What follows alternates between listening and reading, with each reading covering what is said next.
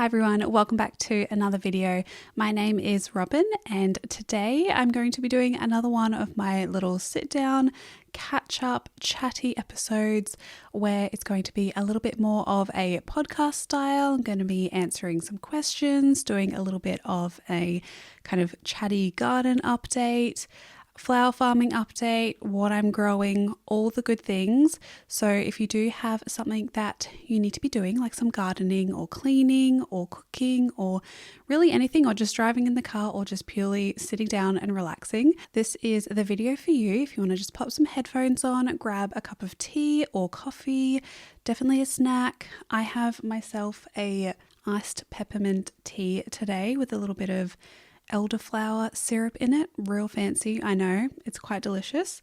And yeah, I'm just going to be chatting and answering some questions. I'm going to be popping an overlay or some overlays of what I'm talking about as we go through the video. So I hope you enjoy today's video. So if you're new here, I'll give a brief overview of what this channel is about. My name is Robin and I live here on the south coast of New South Wales with my partner and our 2 cats. And we run a small backyard flower farm here where we sell to markets as well as special orders. And we're also branching out to be doing like botanical gifts like bath salts and bath bombs and that kind of thing. I also make videos on how to garden, including how to grow food, how to grow flowers, how to create compost, basically anything to do with the garden, as well as a few little travel vlogs interspersed within there. I also have a Patreon page, and that is where I kind of film more of like my personal life, travel vlogs, just like life updates, I suppose, and just a little bit more flower farming content over there. But I know a lot of people can't support creators financially, so that's why I also create these videos for free here on YouTube. So my plan for these kind of sit down, catch up podcast style episodes were that they would be monthly, and I completely missed the one for September. I am very late on filming and editing this, and I'm going to chat a little bit about why that is, and yeah, just have a little bit of a catch up with you all because I have been feeling it. There has been a few days lately where we have had over 30 degrees, specifically 35 degrees Celsius at the very start of spring. And for anyone who's growing, whether you have like a garden or a market garden or you have a farm, you'll know that that is incredibly disheartening and incredibly difficult to deal with when you have crops that rely on more of like the mild to cooler weather, I suppose. It's also why I haven't really been creating a lot of content, being not really active here on YouTube as well as over on Instagram, because the heat just really hit me. Like those days where it is 35 degrees, you kind of have to stay inside, like close all of the curtains, all of the blinds. We had to have the air cons on just to kind of get through the day. Scott works from home, so we needed to kind of have the house comfortable. And yeah, we moved from Brisbane down south here mainly for the weather because we both really don't like the heat. And now that we're having these crazy hot days down here, it's just, yeah, it's not the best feeling, to be honest. It puts a lot of physical and mental strain on myself, I suppose. I don't know what it is. I mean, I suppose anyone working in 35 degree heat will know what I'm talking about and probably not be the most comfortable. And I did have to work a few days throughout that heat wave. We've had a few heat waves and it's incredibly difficult when you rely on your income coming from, I do both like bush regeneration and I do extra work in people's gardens, maintenance, veggie gardens, that kind of thing, as well as then the flower farm. Both of those things really rely on my physical health and the ability to be outside. And when it is that kind of weather, it means that I'm really not at my optimal best to be making money, I suppose. So it's been a little bit stressful, I suppose, because I've been putting like work first, obviously, but it's gotten to the point like this week, really, I had to take a few days off just to get back on top of everything, get all the planting done in the flower farm, start making these YouTube videos again, because again, this is another part of my job, and I'm not complaining or anything like that, don't get me wrong. I'm just talking about how it's been a little bit difficult lately. But I'm still incredibly lucky to be in the position that I am. But yeah, it's been really hard because it has really impacted the flower crops as well, and my plans to continue the markets that I was kind of agreeing to, because I was relying on certain crops to be available. And I'll get into some of the other questions that people have asked and discuss that. By the way, if you do have any questions for me, I pull these questions from previous videos throughout the month, as well as I ask on Instagram. But if you have any questions or topics you'd want me to discuss, just leave a comment or send me a message. But anyway, one of the questions was talking about ranunculus, and this person was curious to know if my ranunculus crop has been profitable this year. And that is a big no. That is a big NO. I've probably made even. I've probably come out even from the ranunculus corms that I bought versus what I actually sold. The ones that I did have were absolutely beautiful. The first few flushes of ranunculus are just the most incredible, beautiful flowers. I'll put some images up here of what they looked like. And I was so excited, and I check the weather all the time. I've literally always done this pretty much my whole entire life. It's probably my upbringing, I'm assuming. But yeah, I check the weather every day, and I like to know what's happening, including the predictions on Bureau of Meteorology and all of that, and to kind of have this beautiful mild weather that we were having, and then to look at the temperatures for them to be 36 and 35 degrees. I was just super down when I saw that. It put me into a really bad mood, because if you don't know, ranunculus and a lot of other spring crops, bulbs, anything like that, once they get to a certain temperature, or once outside gets to a certain temperature, usually over 30 degrees Celsius, unless they're in a really shaded protected area, the plants will actually go into dormancy. So it'll kind of signal to the plant that it's time to slow down and to be put to sleep, to store all of the energy that they can basically down into the corms, rather than actually producing more blooms or going to seed or whatever. They will both try and go to seed and really just stop producing flowers. So that's kind of what started happening with the ranunculus. I did try and keep the soil really cool by having a sprinkler system, but the really hot scorching days they really fried the plants. And I did, I had some netting, but I had it over different crops. I didn't really have enough for the whole farm, but it really wouldn't have made a difference, because those days were just incredibly hot and incredibly scary for bushfires as well, which is something else I'll discuss in this video.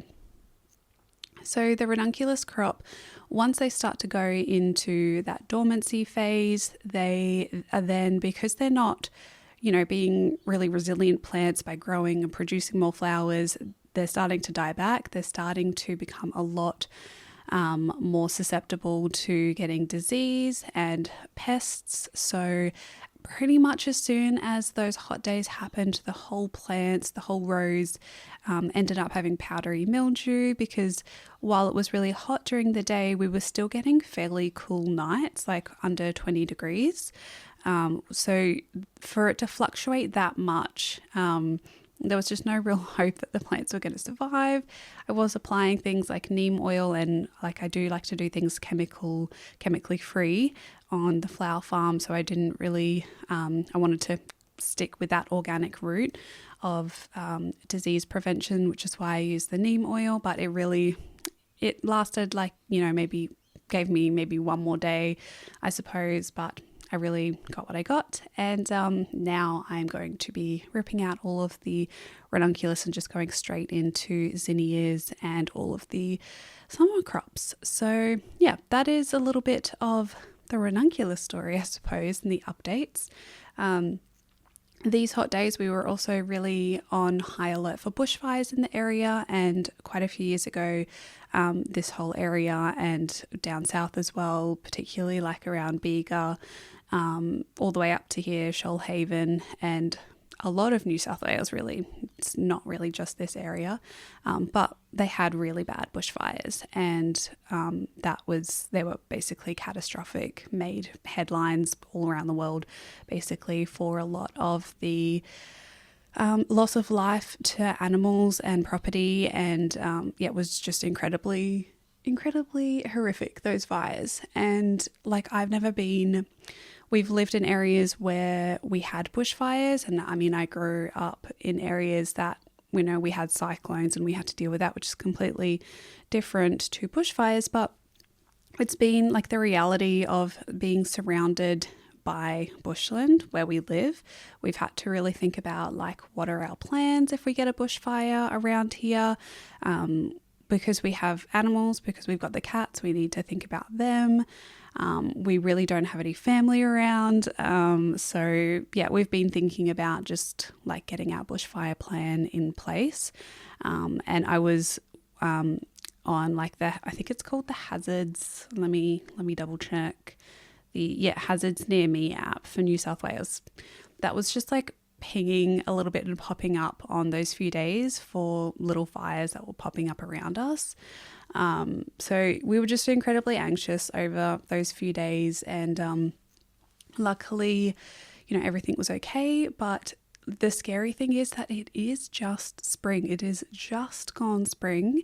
We still have all of October, November, December, and January, and going into February, where bushfires are pretty bad. So yeah, we're really getting serious about bushfire prevention for our house, what we're going to be doing. It's something I'll be talking about in the videos in future, just of some things that we're doing in our garden to prepare for the summer season, because it is supposed to be a very hot and dry season. And just some things that I'm going to be doing for the flower farm, and really simplifying my plan for growing flowers this year, I suppose.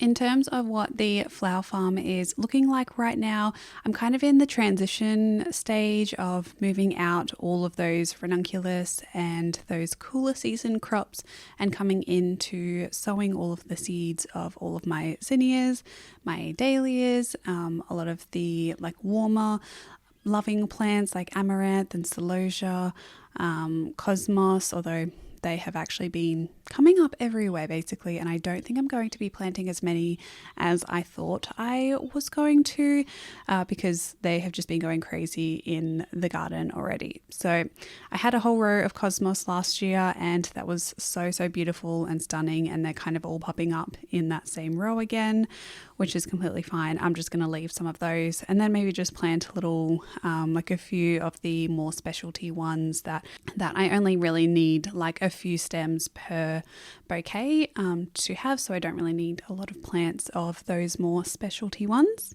I've also been harvesting so much statice, and all of my paper daisies, my straw flowers, have been coming into flower, which is so beautiful to see. And they're going to be for a project in the near future that I'll be sharing about, and probably doing a video on, and yeah, putting something together for the markets with all of those. I've also been growing some more food, so I have been busy planting out some beans. We've got a lot of spinach coming on now, and we've also started some cherry tomatoes as well.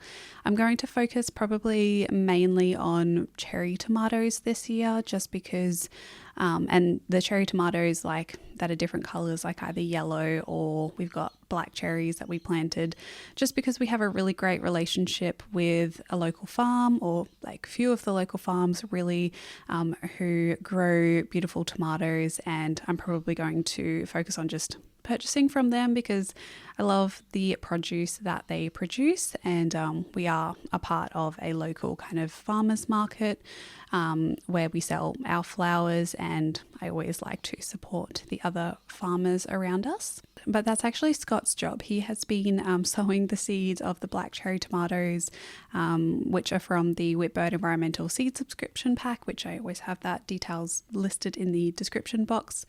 And Scott was really excited to see cherry tomatoes in the pack from last month or the month before. So he is taking it upon himself he sowed all the seeds, he's learning how to pot up tomatoes, prepare an area for them, and then hopefully have a good harvest. So I can let him show you his little tomato growing area if he wants to in a future video. But yeah, we're probably going to mainly just focus on growing lots of cherry tomatoes and lots of green beans, like bush beans, both the red burgundy bean and I think the other one is called Strike, I think, just the green bush bean.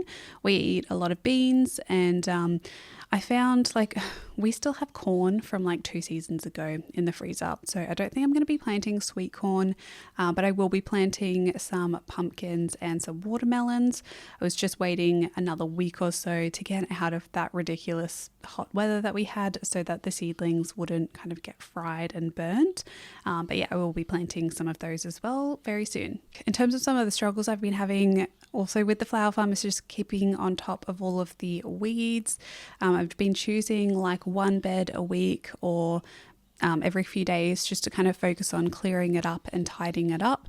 The pathways really need to be mulched, and that is my plan very shortly, to order in a delivery of mulch to then cardboard the pathways and clean them all up because there's so much grass and so many weeds in the pathways. I'm going to dig out some of the larger grasses, but for the smaller ones I will just place a really thick layer of cardboard on top and then the mulch, and that has worked previously pretty well in the past. Markets have been pretty good, although I am cutting back on one of them at the moment just because we are pretty low in flowers because of the Ranunculus disaster, and all of the anemones now have gone over with that heat as well, and there's kind of this big gap between those and a lot of the real warmer flowers. I do have quite a few snapdragons though.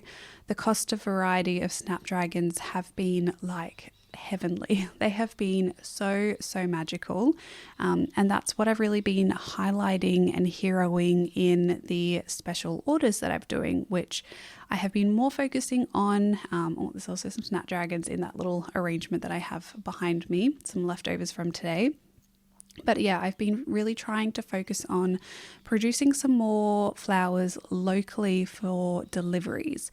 The website is very close to being done. I've just had a few hurdles with it, as I've said for the last few months really. IT is not my specialty, and Scott has been helping me, but I'm a perfectionist and I want it to be perfect and beautiful, and it is, and I can't wait for you to see it. But yeah, I've been taking orders through Instagram, and some of the bouquets that I've put together, I have loved putting them together and playing with flowers and just creating gifts for people. It has been so rewarding and so peaceful and beautiful to work with these flowers, to create it, either tailor it to someone's desires and favorite colors and favorite flowers, to just having free reign to do whatever I want with a bouquet. And I have loved putting together those, so I'll hopefully have included some photos while I'm talking here of what they have been looking like. Very magical and fairy tale like in my opinion. So yeah, the snapdragons have really been saving me, and I have actually planted a few more to hopefully get another succession of those going. They have a really long flowering time here. I think it's a really great climate for snapdragons, and I haven't bothered to net them. They've been growing pretty well without a net. They're a little bit wonky, but they seem to still, if I kind of trim them a little bit, they'll send up straight spikes. So yeah, I haven't really bothered with netting them because netting is a pain and I find it really difficult to do. So that is a little bit of a wrap up and catch up of things that have been going on. If you are interested, if you're here, you're probably interested. So, and these videos are tailored for people who are actually a little bit more interested in all of the things that go on in a flower farm and an online business, making YouTube videos and all of that. So I'm going to get into some of the questions that I received on Instagram now to kind of chat through a few of these, and then I will wrap this video up. So I already answered the question about Ranunculus. I received another question, which was what are the easiest flowers to grow in a home garden? And I suppose this question is really it depends on what kind of flowers you enjoy growing, because there are quite a few easy flowers, in my opinion, to start growing in a homegrown garden. And this question is really up to you, I suppose, depending on what flowers you enjoy, the seasons that you have, the climate that you're in. But I will list a few of the ones that I personally find not easy, but just simple to grow. I'll say that. All flowers will respond well if you have fertile soil, free draining soil. We have really heavy clay here, so it's something that I do need to break up sometimes before I plant some flowers. And also that you've got a nice sunny position or part shade depending on what the flowers are. So probably the top one here that I have on my list, if you want a really beautiful focal flower in an arrangement or just to brighten up a part of your garden, is to grow zinnias. Zinnias have been my favorite to grow, specifically the Benary's giant. Benary's, I don't know how to pronounce it, but that one. And that's just because it has a little bit more disease resistance than some of the other zinnias. It is quite a large plant. It does grow quite tall. If you're going to be kind of cutting it for cut flowers, it'll just kind of continuously grow. I had a lot of luck with these last season, and the flowers they were one of my most profitable flowers and will be this year as well. So I'm planning on planting a lot of the Benary's giant. My favorite color from them is probably the salmon color. It's so, so beautiful. I also am really excited to try, there's like a deep wine color this time that I purchased, and I'm really excited for that too. Another one I have here is straw flowers, and also specifically the one that is native to Southeast Coast New South Wales, which is something that I have in my garden. It has a little bit of a smaller flower than some of the other ones that are kind of bred to have larger flowers, but straw flowers overall, highly recommend. They're pretty simple as long as you come in and give it a bit of a trim as soon as it sends up kind of its first spike of flowers, and that way you'll get a lot of shoots coming outside the plant, getting a lot more usable stems, because the very first flower that it sends up, if you don't pinch it, it will have a really kind of thick stem and is quite difficult to work with in bouquets.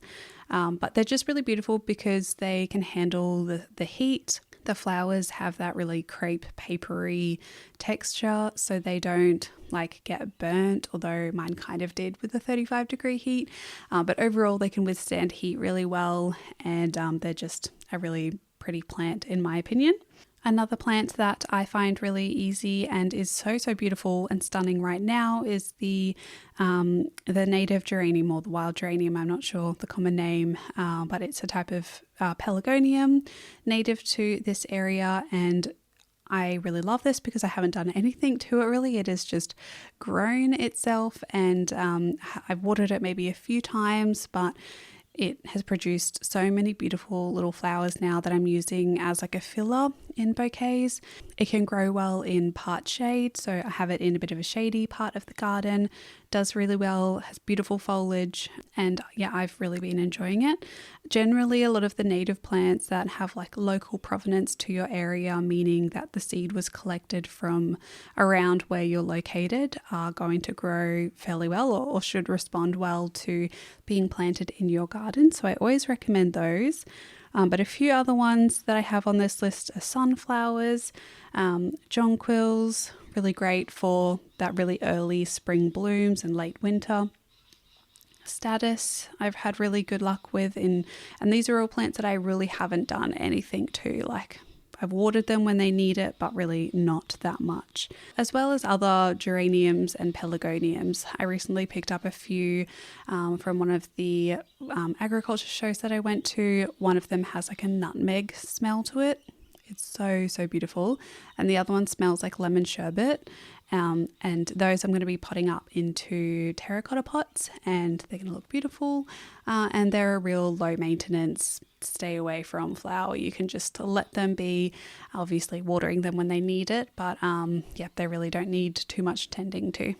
Another question I got was, what is my favorite flower to grow? And this is one of the most difficult questions to answer because I have a flower farm and all of them I love growing. So they're all my favorite flowers, but if I did have to choose a few, and if you're asking specifically for profitability, I would have to choose Status as one of my most profitable crops this year. And I'm going to be doing a video all about my top profitable crops that I've grown, but Status is definitely one of those, as well as I love Ranunculus, even though they didn't grow too well, but they're definitely one of my favorite flowers. I've really been loving growing billy buttons. I love them. They're just beautiful, and you only need like one or two in an arrangement to really make them pop. And dahlias and snapdragons, and I'll leave it at that. Although now I'm thinking of more, but I'll leave it at those. Those are definitely my favorites to grow. They all have a special place in my heart, remind me of different people, and I have a lot of fond memories of all of them. Those are my favorite flowers to grow probably. Another question was, have you experimented with growing any new flowers this season or stayed with old faithfuls? And yes, there's been a few that I have never grown before that actually did really, really well. One of those in particular was the column stock. I loved growing this. It grew so well in my climate. I think they really do like a Mediterranean style temperate climate. That's what a lot of people were saying. And that's pretty much the climate that we have here. The only thing about column stock, I wish it was a cut and come again flower, which technically it can be, but the best flower that you do get is the one single stem that comes up. It's hence why it's called column stock. The only thing I really wish I did was be a little bit maybe more selective with some of the seedlings that I was raising, to choose more of the ones that were going to be double flowering rather than single flowering. I did have a few doubles, and usually when I had one of those that were like the hero of an arrangement, but the singles were still so beautiful, and just the smell is like a warm kind of spicy smell. I don't know how to say or describe the scent. Some people say it smells like cloves. I kind of get that, but like a sweet clove, I suppose. It's beautiful, and that was the most surprising one out of the ones, because I'd never grown it before and it grew so well here. But for summer, and this is kind of what I hinted towards before, I am just going to be sticking to the flowers that I know how to grow well, and that is my stock standard zinnias, sunflowers, dahlias and cosmos, with maybe some basil as a filler, kind of to bulk up the bouquets. Honestly, this weather this year has already caused flower farming to be super stressful, particularly because I'm kind of at that point in doing this when I need to kind of decide if it's something that I want to be doing a little bit more full time. And for that to happen, I need it to be financially viable. So it has been a little bit stressful to get to this point. But because of that, I'm going to be sticking to the flowers that I know grow well here, that I can grow. And that's going to be all of those ones that I mentioned before. So I'm not going to be doing too many experiments in summer. Obviously still trialing a few, but sticking to more like a few plants if I do trial something different, because I can't really afford to be doing too many experiments, even though that's like what I love doing because I'm a scientist and I can't help myself. But I'm going to have to hold back and not go too crazy on planting this summer. Okay, and the last question that I had on my list was a big one. It is, how do you know what to plant and when to plant it? The age-old question that all gardeners are always asking themselves and each other. And to that answer, I would say a lot of trial and error, as well as just looking at plant guides around you. Most seed companies, like where you can buy plant seeds, will have what to sow now. I definitely heavily relied on that from one specifically like the Seed Collection. They have a really good calendar, and usually you can like put in your region so that it'll show you what you should be planting around now. So I learned a lot from that. Being a part of your local garden club or just knowing people who have gardens around in your area, I'm always asking people, like, and you'll know if you work with me, I'm always asking, what are you planting right now? Like, what's in your garden? How's your veggie garden going? Just to kind of get a little bit more local knowledge. So that is really, really useful, as well as Facebook groups. Asking gardeners like what to plant now or what have you planted now. I'm sure you will guaranteed an answer in like a Facebook group, because gardeners will love talking about plants at any chance they get. So yeah, I'd highly recommend that. For me, I like to really simplify it, and what I've done with my like seed boxes is I've separated cool season flowers with warm season flowers, and I've done that with all of my veggie box as well. And then all of like the warm colors are for all of the summer and spring seasons, and then my cooler colors are for the colder parts of the year. That helps my brain. I can just go there and grab all the colors that I need to plant around that time, whether it's spring or summer. And if I'm unsure about specifics, then I can just do a quick Google.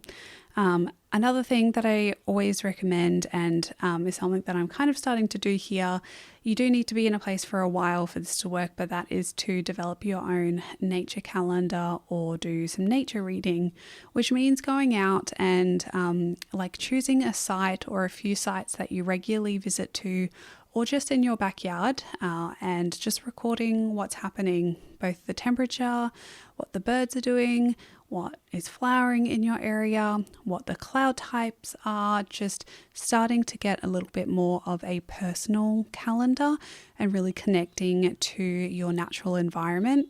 That's probably going to be one of the most valuable resources you could have. I used to have a walk that I would do in Brisbane, on the outskirts of Brisbane, and it was one of the most beautiful walks that I would go on, and it really allowed me to develop and understand what was flowering at different times of the year, how the animals were acting, how I was feeling, you know, about humidity and the temperature and things like that.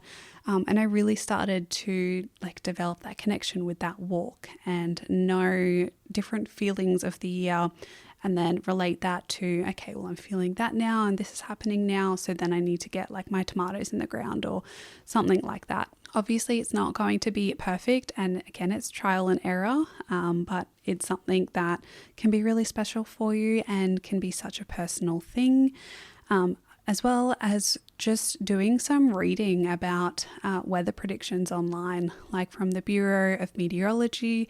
They always, I find they've gotten real good at this. It used to be quite technically challenging to understand, but they must have good science communicators now where they've put it into words that people can actually understand, which is the point of doing science, really, in my opinion, where you can actually now start to interpret and understand what these weather predictions are going to be like. So if you're interested in knowing like what next year might be like, or in 6 months, obviously they're predictions and it's not going to be 100%, but going to websites where there's been a lot of science and information put onto one website about, you know, El Nino situations, climate change, what's going to be happening in the next few years. That's really useful as well to then determine what you might want to start growing, if you might want to start changing like your garden design to either hold water a little bit more if we're going into a dry season, or to be able to drain water more if we're going into a wet season, and then what plants you might want to plant to make the most out of whatever is happening with the weather. So that can also be really useful in determining what to plant for more like, you know, in 6 months time kind of thing, to just have a little bit more planning behind you. So that kind of is a little bit or a long bit because this video was a little bit longer than I anticipated, but that was an update on what is happening right now with the flower farm and YouTube, and answering some questions. These next few months are going to be super busy, and I'm going to be trying to make as much content as I can.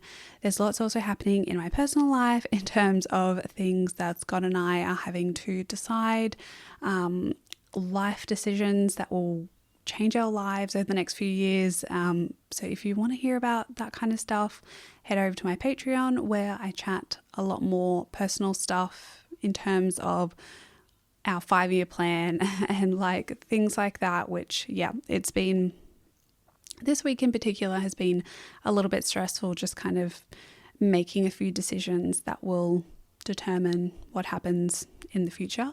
And I know I'm being really vague, but I don't even know what's going to happen in 5 years, so we're just discussing things. But there's lots of exciting things to come is what I'm trying to say. But I will be updating you as I can with all of the videos.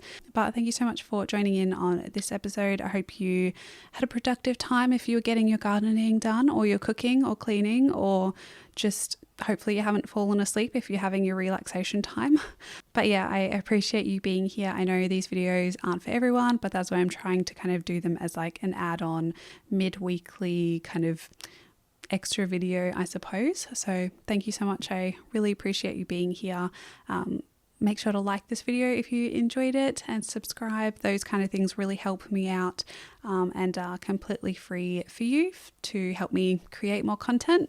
I'm going to go finish my peppermint tea and just have a relaxing afternoon. So I hope you're having a lovely day wherever you are in the world. Thank you so much for watching, and until my next one, happy gardening everyone. Bye.